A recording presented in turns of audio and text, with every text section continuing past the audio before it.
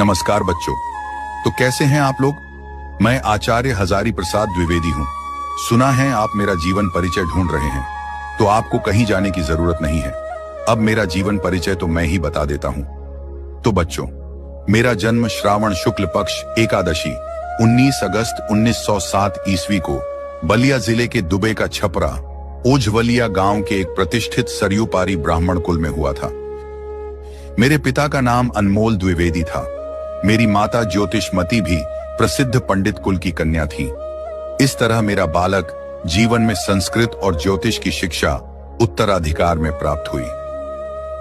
सन 1930 ईस्वी में मैंने काशी हिंदू विश्वविद्यालय से ज्योतिषाचार्य की उपाधि प्राप्त की।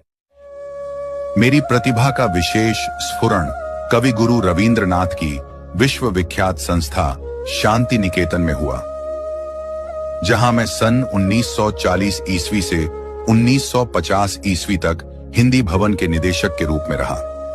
यहीं मेरा विस्तृत स्वाध्याय और सृजन का शिलान्यास हुआ। सन 1949 ईस्वी में लखनऊ विश्वविद्यालय ने मुझे डीजियो लिटजीरो की उपाधि से सम्मानित किया। सन 1950 ईस्वी में मैं काशी हिंदू विश्वविद्यालय के हिंदी विभाग के प्रोफेसर और अध्यक्ष नियुक्त हुआ। सन 1957 ईस्वी में मुझे पद्म भूषण की उपाधि से विभूषित किया गया। सन 1958 ईस्वी में मैं राष्ट्रीय ग्रंथ न्यास के सदस्य बना। मैं कई वर्षों तक काशी नागरी प्रचारिणी सभा के उपसभापति, खोज विभाग के निर्देशक तथा नागरी प्रचारिणी पत्रिका के संपादक रहा।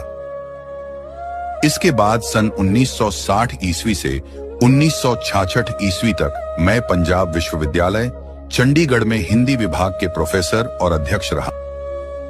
तत्पश्चात मैंने भारत सरकार की हिंदी संबंधी विविध योजनाओं का दायित्व ग्रहण किया। लेकिन 18 मई 1979 ईस्वी को मेरा निधन हो गया। मेरी साहित्य बहुत विस्तृत है।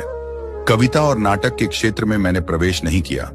मेरी कृतियां वर्गीकरण के आधार पर निम्नलिखित, जैसे कि मेरी प्रमुख इतिहास है, हिंदी साहित्य का आदिकाल, हिंदी साहित्य की भूमिका। मेरी प्रमुख निबंध संग्रह है अशोक के फूल, कुटज, विचार प्रवाह, विचार और वितर्क, कल्पलता, आलोक पर्व। मेरी